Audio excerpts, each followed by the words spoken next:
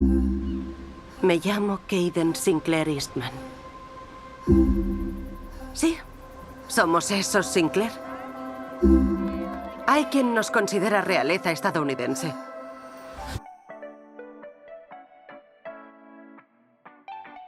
Hi girls, I'm Noelia Rios from Minuto Uno, Argentina, and truly, Carina, I want to tell you thank you from come back. I'm a huge fan of The Vampire Diaries, so thank you so much. First that, and well, now, why did you choose Emily's books? And Emily, for you, how it was for you to see your book in a series? This book is something that when it was published, and Carina and I both read it just as fans of novels and, of YA, both of us had such a profound joy and love for this book and such an amazing emotional roller coaster ride that it took 10 years, but we were determined that we would one day be able to hopefully tell this story. So we are very grateful to Emily, who actually had a hand in letting us do that. I had a really a big adventure. I wrote this book, came out 11 years ago, and to have a book that is that old go into a new life in a new medium, and to have it expanded and developed and interpreted by actors and by directors and cinematographers. It just felt like a grand storytelling adventure for me that I did not ever know that I was going to get to go on. So I learned a huge amount. I cried only a little bit, and then I'm really psyched for people to see it. And what about the cast? For you, Emily, they are. I thought when I saw the series that they were the ones that you described in the book, and Julie and Carina, for you to choose them and to work with them in a story that in the book is really based on a love story, and in the series you have mystery, drama. I was so anxious when I was seeing it. Well, I was part of the casting process, which was really, really fascinating and exciting. And we cast over a very long period of time because the Writers Guild of America had a strike in the middle. So we had this huge pause, and that served us very well because it meant that we kind of mulled over everything for 5 months when we weren't working, and then came back to the list of actors that we were considering, and with new actors added in. And Shabam Maheshwari came in through the open call, and that meant that we, opened it up to actors who weren't represented. And he was a college student, and he sent in his picture and then later sent in video, and we ended up giving him the role of Gat, and he's amazing, and that was really thrilling. And Emily Allen Lind, who plays Cadence, is an old pro, or I should say a young pro, but she's been working for years, and people know her from Gossip Girl and Ghostbusters. And, she was kind of one of our favorites all along, but we fully decided on her after seeing every breathing actress under the age of 24. So when we finally knew that she was coming on board, it was really exciting. We did chemistry read them, so you sort of see if they look like they'll be a believable couple, which was fun.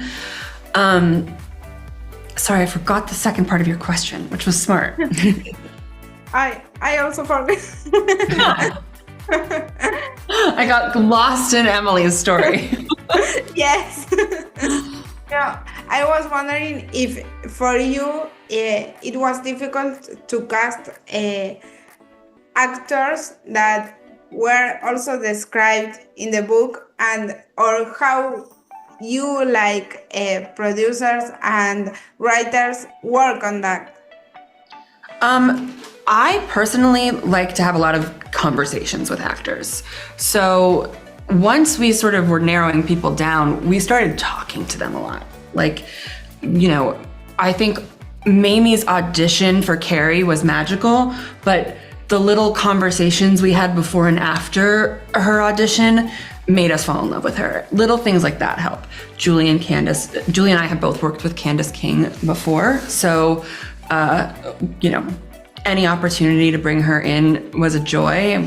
She won that part, and that made us very happy. But yeah, I think that we found people who embodied the major things that we were trying to find in these characters, and then you sort of work together with the actor and you talk to them about who you think this character is. They read all the books and you find their version of it, which is really special. What do you want the people, without the readers of the book, the people that is going to know this story for the series, what do you want to them to keep after seeing it, a message or something like that?